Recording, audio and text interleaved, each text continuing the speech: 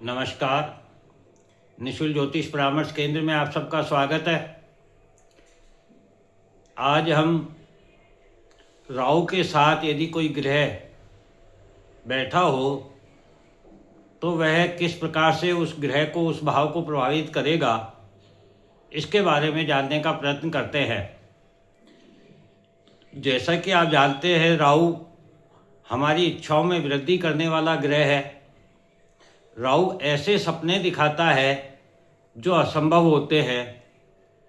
अतः जीवन की असंभव संभावनाओं को संभव बनाने हेतु राहु हमें प्रेरित करता है, रिस्क लेने के लिए प्रेरित करता है, योजनाएं बनाने के लिए प्रेरित करता है और शॉर्टकट देता है। इसीलिए राहु को भविष्य का ग्रह माना गया है। और राहु वायु स्पेस का कारक ग्रह है। वायु स्पेस का धरातल अर्थात प्लेटफॉर्म नहीं होता है, किंतु स्पेस का कोई ऊंचाई का कोई अंत नहीं है, अर्थात जमीन नहीं है, हवा है, आकाश है, ऊंचाई का कोई अंत नहीं है। राहु के पास सपने हैं, इच्छाएं हैं, योजनाएं हैं, संभावनाएं हैं, शॉर्टकट है, किंतु राहु के पास कर्म करने हेतु ऊर्जा, शक्ति अर्थात शरीर नहीं है। इसीलिए राहु केवल विचार है।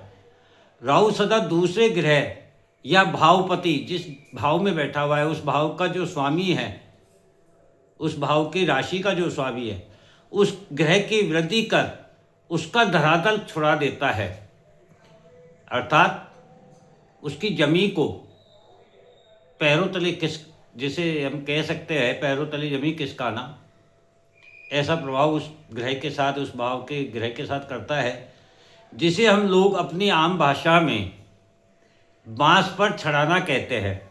राहु कैसा काम करता है? बांस पे चढ़ाना। आप अपने घर की चाबी, अब दो ग्रह जब सम्मिलित होते हैं तो उसको हम किस प्रकार से समझते हैं कि जैसे आपका अपना घर है, उस घर की चाबी जब आप किसी को देते हैं या उस मकान को आप किराए पर देते हैं, तो आपके घर में रहने वाला मेहमान या किराएदार आपके घर को अपने तरीके से, अपनी इच्छा अनुसार उपयोग करता है। ये तो राहु के उसमें स्थित होने पर हुआ। और आपके घर में दो या अधिक मेहमान किराएदार रहते हैं और वे आपस में भिन्न भिन्न स्वभाव के होते हैं, तो उस घर का उपयोग चतुर व्यक्ति जो होगा वह भिन्न भिन्न लुभावनी योजनाओं के द्वारा शेष लोगों को प्रेरित करके और अपने तरीके से काम में लेगा, उपयोग में लेगा। तो यह राहु चतुर दिखाता है, ऐसी लुभावनी योजनाएं बनाता है जो दूसरे ग्रह को अपने साथ शामिल कर लेता है। राहु किसी के साथ शामिल नहीं होता, राहु अपने साथ शामिल कर लेता है। तथा आपके घर में आपके रहते यदि मेहमान आकर आपको लुभावनी योजनाओं में फंसाकर अपनी इच्छा अनुसार उपयोग करता है, तो ये जो फंसाना है, लालच उत्पन्न करना है, यही भ्रम है, धोखा है। इसीलिए राहु को भ्रम और धोखा भी माना जाता है। बचाव क्या है इसका? यदि आप स्वयं को स्थिर और शांत रखते हैं, अपने लक्ष्य पर कर्म करते हैं, लालच, भ्रम, धोखे से स्वयं को मुक्त रखते हैं और अपनी जो गति है कर्म करने की, उसी गति से जीवन को जीते हैं, हवा में नहीं उड़ते हैं, तो फिर राहु आपको बुरा प्रभाव नहीं दे सकता है। एक कहावत भी है, हवा में नहीं उड़ना, जमी पर रहना। यही राहु का उपाय है, बचाव है। अन्यथा राहु कटी पतंग की तरह है, जिसकी कोई मंजिल नहीं है, जिसकी कोई धरातल नहीं है, जिसकी डोर किसी के हाथ में नहीं है। राहु ऐसा ग्रह है। तो राहु का अन्य ग्रहों के साथ संबंध जानने से पहले हमने ये जाना कि राहु को किस प्रकार से नियंत्रित किया जा सकता है। अब जानते हैं कि राहु यदि मंगल के साथ हो तो मंगल को समझते हैं। मंगल ऊर्जा है, शक्ति है, क्रोध है, जीतने की इच्छा है, पाने की इच्छा है, लड़ने संघर्ष करने की शक्ति का ग्रह है। जब मंगल को राहु का साथ प्राप्त हो जाता है तो मंगल के प्रभाव में कई गुना वृद्धि राहु कर देता है और शॉर्टकट रास्ते बताता है। किंतु राहु के पास जमीन नहीं होने के कारण राहु की योजनाओं को पूर्ण करने का कोई आधार नहीं होता है। इसीलिए राहु युद्ध कराता है। उपाय क्या है?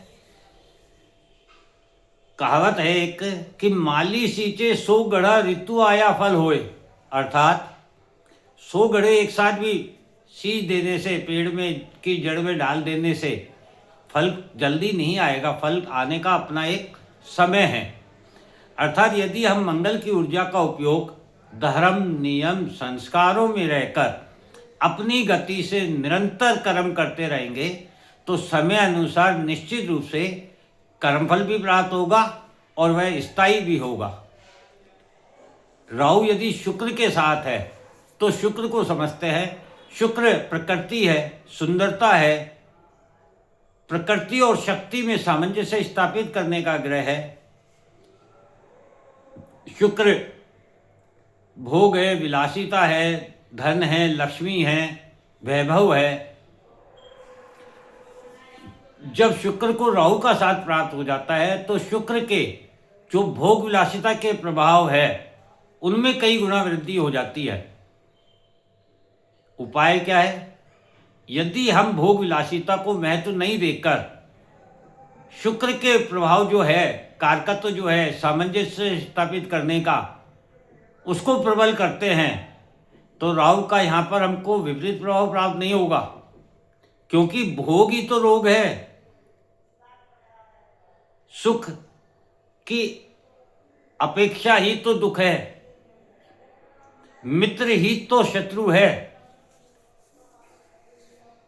अब यदि राहु बुध के साथ हो तो बुध ग्रह क्या है? बुध वाणी है, संवाद है, कम्युनिकेशन है, तर्क वितर्क है, गणित है, व्यापार है, आकर्षण है, सीखने की इच्छा का ग्रह है।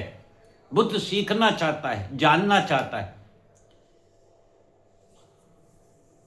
बुध को जब राहु का साथ मिलता है तो वाणी में शहद घुल जाता है, आकर्षण में धोखा होता है, सीखने के स्थान पर व्यक्ति अपने ज्ञान का बखान करने की प्रवृत्ति देता है, अर्थात दिखावे की प्रवृत्ति आ जाती है।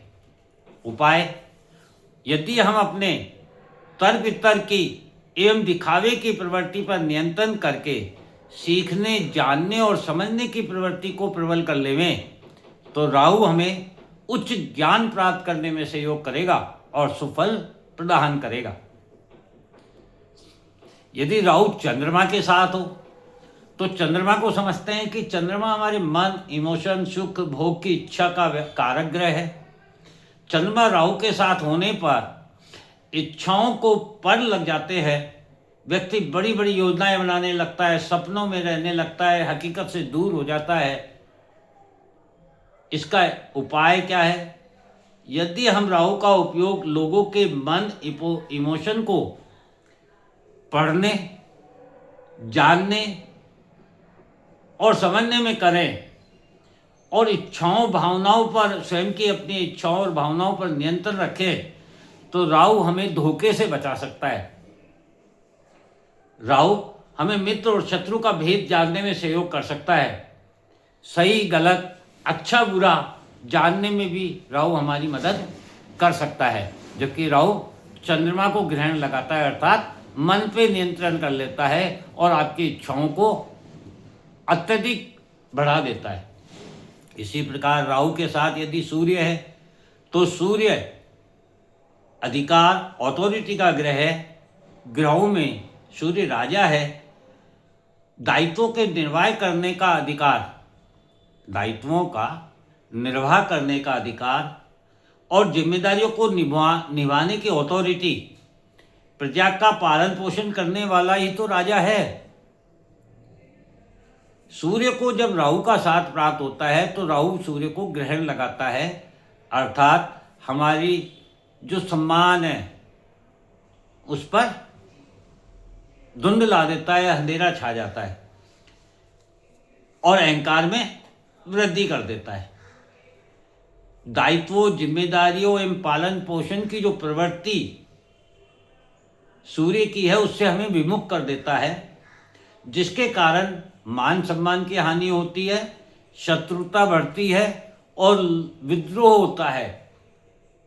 उपाय क्या है? यदि हम अपने अहंकार और सम्मान की चाहत से मुक्त होकर अपने दायित्वों, जिम्मेदारियों को पूर्ण करें, सभी से समान व्यवहार करें, किसी में भेदभाव ना करें, सभी का सम्मान करें, तो फिर राहु शुभ फल प्रदान करता है।